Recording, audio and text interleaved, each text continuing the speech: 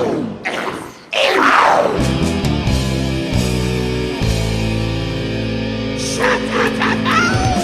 é luz, é raio, estrela e luar. Olho de sol, meu iaia, meu ioiô.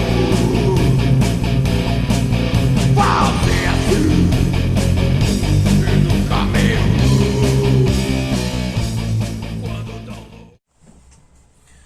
Fala moçada, como é que vocês estão? Tudo bem? Professor Paulo Pinheiro aqui.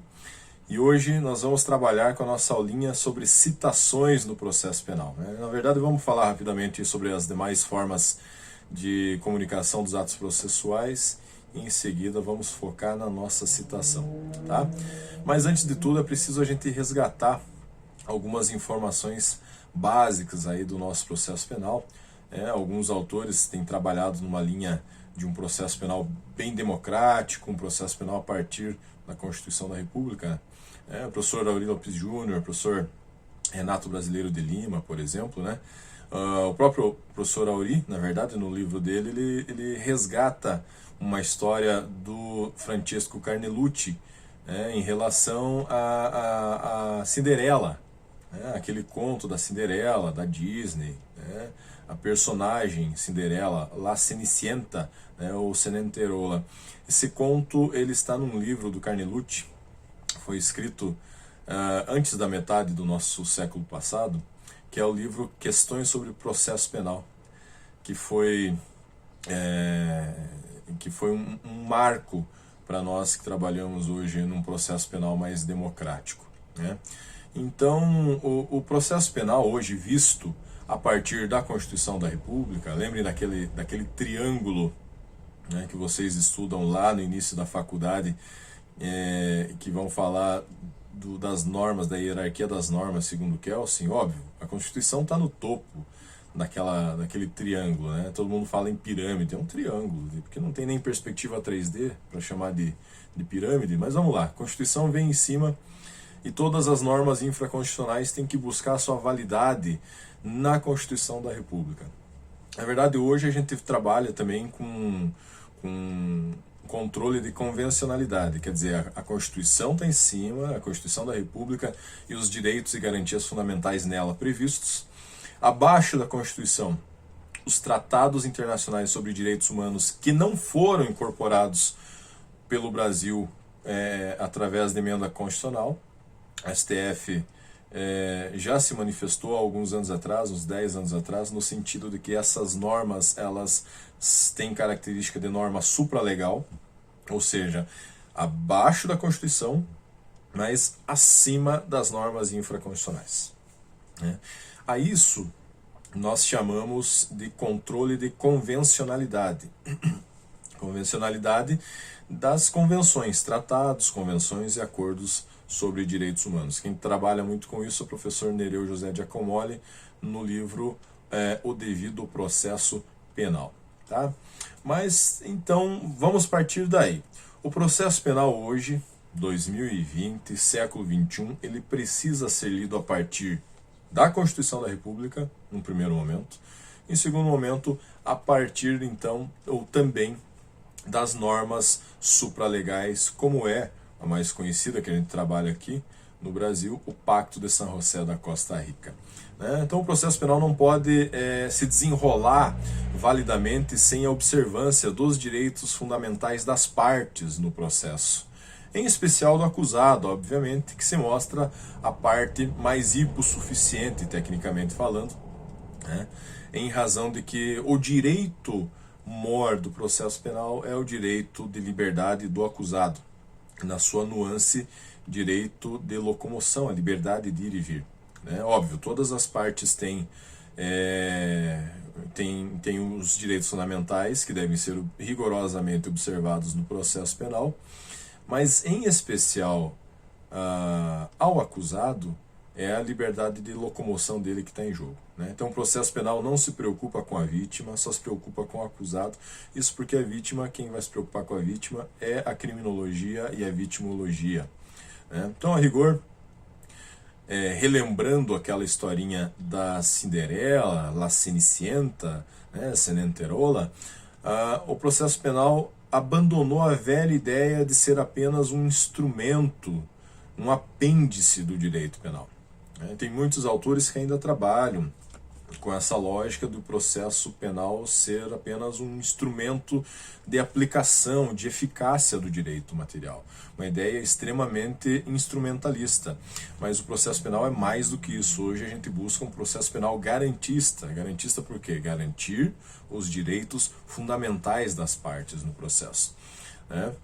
A partir da ideia do Carnelucci, do Francesco Carnelucci, ele vai falar que o processo penal, ele começa com a fábula falando que haviam 3 irmãs que tinham pelo menos em comum um de seus progenitores, tinham pelo menos um dos seus pais em comum. Essas 3 irmãs eram a ciência do direito penal, a ciência do processo penal e a ciência do processo civil. E o Carnelucci vai desenrolando essa história como se o processo penal fosse a personagem Cinderela, que dormia no quarto da sua irmã mais velha, a ciência do direito penal, e vestia as roupas da sua irmã mais bela, que é a ciência do processo civil. Então hoje o processo penal tem que ser entendido como uma disciplina autônoma, tem seu próprio objeto, tem seus próprios métodos, tem seus sujeitos, tem sua finalidade, e não pode ser apenas um apêndice do direito penal, ou seja, dormir no quarto do direito penal, e nem emprestar as roupas do processo civil da sua irmã mais bela, como a Cinderela fazia. Essa fábula do Carnelucci compara o processo penal à personagem de desenhos da Disney, Cinderela, portanto. Dessa forma, o Carnelucci afirma que, como a Cinderela, o processo penal sempre dormiu no quarto da sua irmã mais velha e sempre usou as roupas da sua irmã mais bela, Sempre dormiu no quarto do direito penal, sendo apenas um instrumento do direito penal, um apêndice do direito penal, e sempre usou as roupas do processo civil, sempre se utilizou das categorias próprias do processo civil.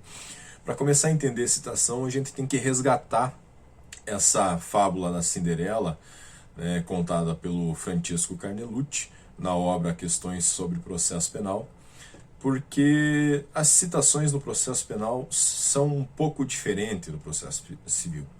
E há pouco surgiu aí algumas notícias de que no interior dos estados aí do nosso país, tem juiz aplicando o processo civil nas citações dos processos penais. Por exemplo, determinando citação do acusado no processo penal na pessoa do seu advogado, que é um erro, é um absurdo, mais do que isso, é uma afronta ao devido processo legal, mas ainda nos mostra que temos magistrados no país que estão ainda utilizando as roupas do processo civil no processo penal.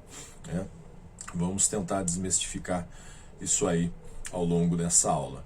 Pois bem, alguns autores mais garantistas vão trabalhar com o processo penal, o próprio professor Aurí Lopes Júnior, por exemplo, como se o processo penal fosse o termômetro da Constituição. O processo penal é o termômetro da Constituição de um Estado, porque quanto mais totalitário for esse Estado, mais inquisitório é o seu processo penal. E quanto mais democrático é esse Estado, mais democrático é o seu processo penal. Se o nosso Estado é um Estado democrático de direito, buscamos aqui, portanto, um processo penal extremamente democrático, que se apegue às regras do jogo, um processo penal que realmente garanta o devido processo legal, contraditório, ampla defesa, o juiz natural e os demais direitos e garantias previstos na Constituição do Brasil. Afinal, o processo penal é o caminho idôneo para justificar a restrição parcial do direito fundamental à liberdade de uma pessoa. Assim, o processo penal brasileiro ele começa a ter as suas próprias categorias, vestir as suas próprias roupas naquele contexto carneluciano. E se caracteriza como o maior instrumento de garantia dos direitos fundamentais do cidadão, notadamente a liberdade de locomoção. Porque, afinal de contas, a liberdade enquanto um direito fundamental, ou seja, um direito natural positivado na Constituição do Estado, pelo simples fato de eu ser humano, eu não preciso falar, justificar para as pessoas que eu sou um homem livre, né? Isso se presume decorrente da minha própria natureza de ser humano, em razão de ser um direito fundamental. O que eu tenho que justificar, sim, é a restrição dessa liberdade, né? Que é um direito fundamental e que é, portanto, cláusula pétrea, segundo o artigo 60, parágrafo 4º da Constituição.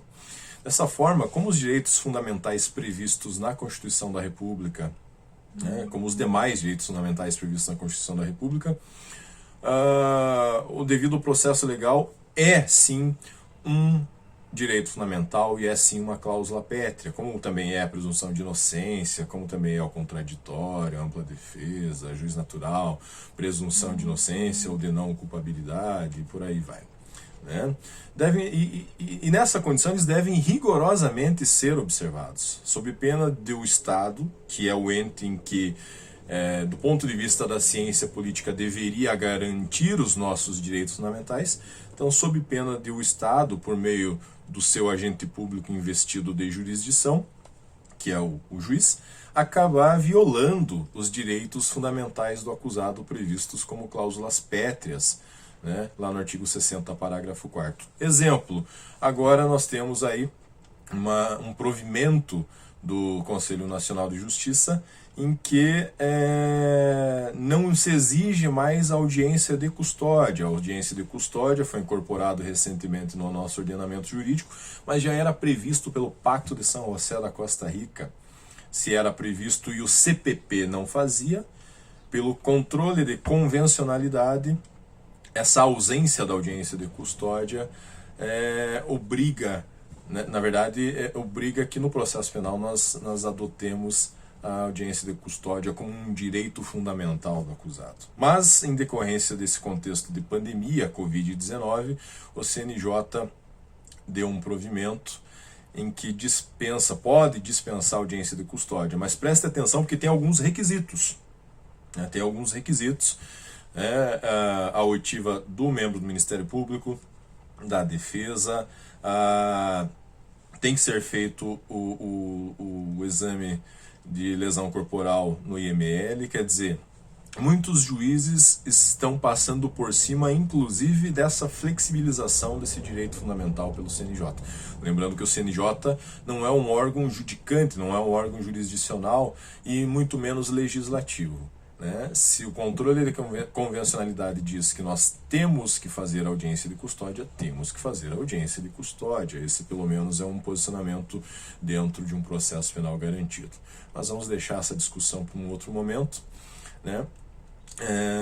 Destes direitos fundamentais, portanto, o contraditório e a ampla defesa ganham destaque quando falamos de comunicação dos atos processuais, que são existem três espécies de comunicação dos atos processuais: as citações, as intimações e as notificações, né? Quando nós falamos dessas comunicações dos atos processuais, isso ocorre no processo, tanto civil quanto penal, porque as partes não devem ter liberdade para conversar ou para se comunicar como se estivesse numa conversa íntima. Quer dizer, o juiz não vai ligar para o acusado e falar: viu, fulano, eu recebi uma denúncia aqui, você está sendo acusado de roubo qualificado, roubo majorado, de estelionato, de isso e daquilo. Não vai acontecer, não deve acontecer dessa forma, tá? A comunicação que o juiz vai fazer com o acusado é através de um ato processual, nesse caso, a citação, né? O professor Renato Brasileiro de Lima, ele vai lembrar que, de modo a se preservar o contraditório, concebido pelo binômio conhecimento e reação, né, para as partes envolvidas, né, e a elas devem ser asseguradas condições de saber o que nele se passa, o que se passa no processo, né, podendo reagir de alguma forma dos atos ali praticados.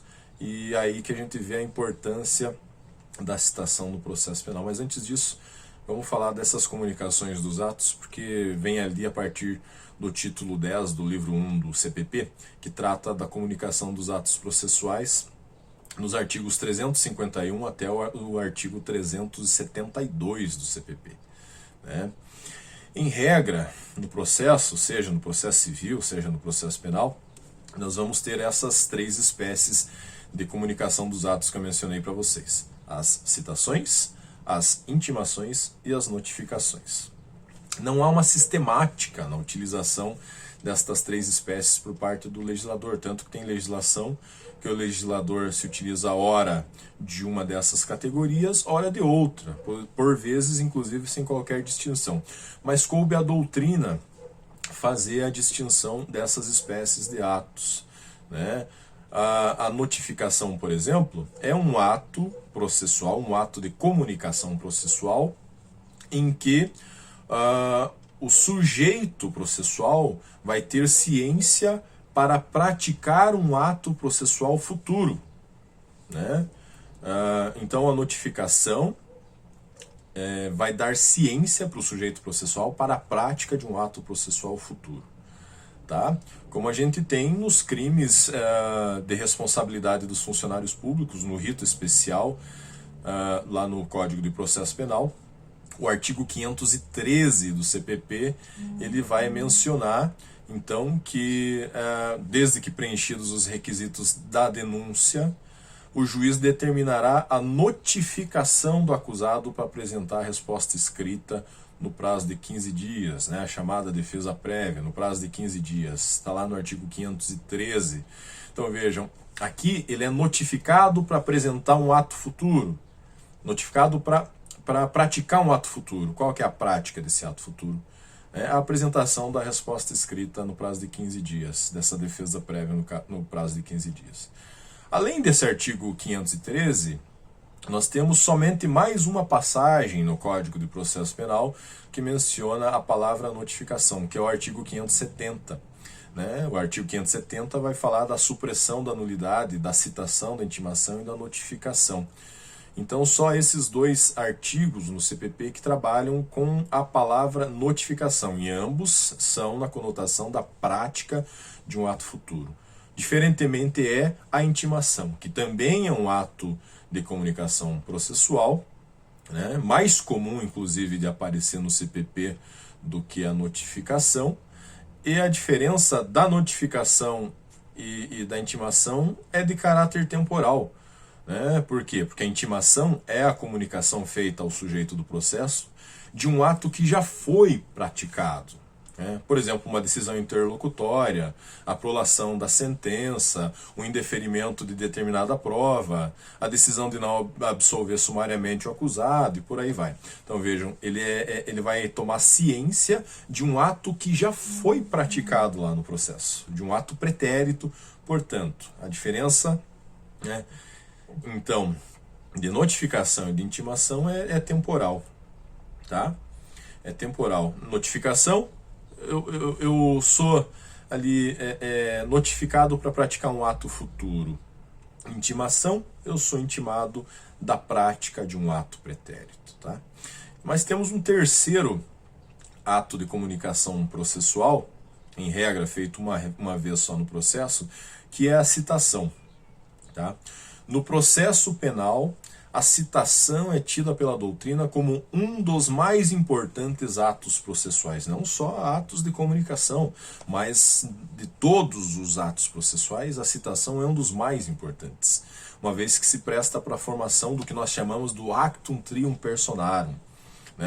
Tá lá no artigo 363 do CPP, que vai falar que o processo terá completada a sua formação quando realizada a citação do acusado. O actum trium personarum, a tríade processual, Imaginem vocês também um triângulo, não é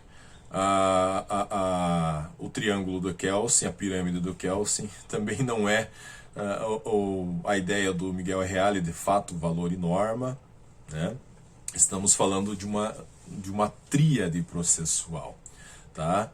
Que é a relação, se você for trabalhar com a ideia, com o conceito de processo do Billow, do Oscar von Billow, é quando se completa a formação do processo entre autor, juiz e réu, Cada sujeito num ponto desse triângulo, e daí entre eles vai passar a existir relações de direitos e obrigações processuais. Isso numa ideia do Bilow, claro, né? Então a citação no processo penal, ela dá ciência ao acusado de que contra ele corre um processo de natureza penal, né? Pelo recebimento da denúncia ou da queixa-crime. Passou a correr contra ele, então, um processo de natureza penal. E ainda o intima, veja que ela tem essa função de intimação de um ato pretérito, aliás, de um ato futuro, desculpem, de intimar para praticar um ato, aliás, intima de um ato pretérito, que foi o recebimento da denúncia, e ainda a função de notificá-lo para a prática de um ato processual. Então a citação ela vai congregar, né, digamos assim, o teor de uma notificação, pratique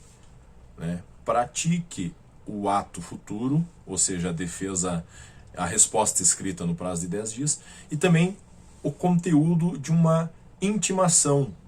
Ei, acusado, eu recebi a denúncia do Ministério Público porque estavam presentes os requisitos do artigo 41 do CPP, né? Estavam presentes as condições da ação e as causas ou condições de procedibilidade também, e havia justa causa. Então eu recebi um ato pretérito, ele está sendo intimado para isso. Então a citação vai congregar esses conteúdos da notificação e da intimação, portanto, tá? Segundo o artigo 396, então o acusado no processo penal ele é citado para compor a tríade processual, completar a formação do actum trium personarum e ainda apresentar a resposta escrita no prazo de 10 dias, né, conforme está lá no artigo 396 do CPP. Isso no rito comum ordinário, obviamente, né, que é a regra, né, o rito supletivo do processo penal. Este ato processual, a citação, materializa tanto o contraditório quanto a ampla defesa, que são dois dos mais importantes direitos fundamentais do sujeito no processo, né? São corolários do devido processo legal, ou seja, são decorrências lógicas do devido processo legal. E se é um direito fundamental, artigo 5º, inciso 55 da Constituição da República, se é um direito fundamental, é também, e portanto, cláusula pétrea, segundo o artigo 60, parágrafo 4º, lá da Constituição da República. A importância da citação é tamanha no processo penal que a sua ausência ou qualquer vício na citação caracteriza a nulidade absoluta, conforme disposto lá no artigo 564, inciso 3, a linha E do Código de Processo Penal. Nulidade absoluta. Isso quer dizer que, de repente, se o acusado for condenado no processo penal, né, lá no recurso de apelação, lá no Tribunal de Justiça, no Tribunal Regional Federal, por exemplo, se lá na apelação for reconhecido um vício na citação, né, tem que se decretar, aliás, né, declarar e decretar a nulidade do processo. Isso vai acarretar, então, a nulidade absoluta do processo e de todos os atos praticados após a citação do acusado. Por exemplo, vai ter que anular a sentença, vai ter que anular as alegações finais da defesa, alegações finais da acusação, a oitiva dos peritos, a oitiva das testemunhas, a oitiva da vítima, o interrogatório do acusado, né, o último ato ali da instrução processual, né, a decisão que negou a absolvição sumária do acusado, né, a resposta à acusação, as preliminares, as justificações e o mérito alegado na resposta à acusação. Enfim, todos os demais atos praticados após a citação serão anulados e deverão ser realizados novamente, né, após a citação válida do acusado. Ou seja, a citação correta. A citação que vai obedecer o devido processo legal, que é o quê? É o processo justo, é o processo que nós somos credores do Estado. O Estado nos deve, o processo é devido, né? O Estado nos deve um processo justo, um processo legal, o devido processo legal, né? Aliás, como a citação válida é um pressuposto da própria validade do processo, uma vez que gera nulidade absoluta, conforme eu comentei agora há pouco com vocês, é possível, inclusive, arguir essa nulidade após o trânsito em julgado da sentença condenatória penal, né? E como é que eu faço isso? Por dois instrumentos, que é através de um processo de revisão criminal, né, que está previsto no Código de Processo Penal, ou até mesmo por meio de um habeas corpus, como já foi decidido lá atrás pelo STF no julgamento do habeas corpus número 92569 do Mato Grosso do Sul, no ano de 2008. Né? Então, mesmo após o trânsito em julgado da sentença condenatória penal, é possível eu arguir esse vício, essa nulidade absoluta que ocorreu eventualmente no ato de citação, no ato citatório, né? Ainda convém nós destacarmos aqui que em algumas passagens do CPP ainda consta a previsão de citação para que o acusado compareça em juízo, né? Como é possível verificar na leitura do artigo 352, inciso 6, artigo 354, inciso 4, artigo 359, o artigo 362, parágrafo único do CPP, o próprio artigo 570 do CPP. Né? Então vejam, o CPP ainda prevê que o acusado vai ser citado para comparecer em juízo. Só que isso é porque lá atrás o procedimento, ou seja, o devido processo legal, ele previa a citação do acusado para comparecer ao seu interrogatório, que era o primeiro ato processual de instrução, e não o último, como é hoje, né? Mas o procedimento mudou com a reforma de 2008, nós tivemos duas leis que fizeram mudanças significativas no processo penal, principalmente nos ritos, né, que foram as leis 11.689 e a lei 11.719, ambas de 2008. Portanto, esses dispositivos que mencionam a citação para o acusado comparecer em juízo, ao nosso ver, foram tacitamente revogados por essas duas leis no ano de 2008. Repito, lei 11.689 e lei 11.719, ambas de 2008, desculpe, né? Ambas de 2008, tá? Mas enfim, eu falei para vocês agora há pouco do Francesco Carnelucci, da ideia da Cinderela, que o processo penal é a Cinderela, que tem que deixar de ser um apêndice do direito penal, tem que deixar de vestir as roupas do processo civil, né? A citação no processo penal não segue a mesma regra que no processo civil. Lá no processo civil, a citação, se não me engano, o artigo 240 do Código de Processo Civil, aliás, uma excelente obra de processo civil, é o Código de Processo Civil comentado pelo professor René Francisco Hellman, que está sendo lançado pela editora Juruá, tá? Se alguém tem dúvidas de uma obra boa de processo civil, é o Código de Processo Civil comentado pelo professor René Francisco Hellman, lá da editora Juruá, tá? Não percam tempo, vale muito a pena dar uma olhada nessa obra. E lá no processo civil, se não me engano, no artigo 240 do CPC, né, vai falar que a citação válida induz a litispendência, torna litigiosa a coisa e constitui o devedor e mora. Né? No processo penal nós não temos isso. A citação válida constitui no processo penal a relação entre os sujeitos processuais, como eu falei agora para vocês. Né? Ela vai tornar formada o actum trium personarum, né? Isso na teoria do Bilow, de relações de direitos e obrigações entre os sujeitos no processo, entre o juiz, entre o autor e entre o réu, tá? Então ele vai estabelecer essa relação de direitos e obrigações entre os sujeitos processuais. Não há no processo penal, por exemplo, citação pelo correio, como a gente sempre vê no processo civil. Então eu não posso, né, achar que se eu entendo tudo de citação no processo civil, eu vou aplicar no processo penal, porque no processo penal a sistemática é um pouquinho diferente, né? O devido processo legal é um pouco diferente aqui, tá? No processo penal existem duas espécies de citação: a citação real ou pessoal, que pode ser por mandado, por carta precatória, por ofício, no caso do militar, por notificação, no caso do funcionário público, né, por carta precatória, estando acusado fora do país ou em legações estrangeiras, e também a citação por carta de ordem nos processos de competência originária dos tribunais. E ainda a segunda espécie de citação é a citação ficta, que vai ter duas subespécies, digamos assim, que é a citação por edital e a citação por hora certa, tá? Na próxima aula, nós vamos começar falando da citação real ou pessoal, né?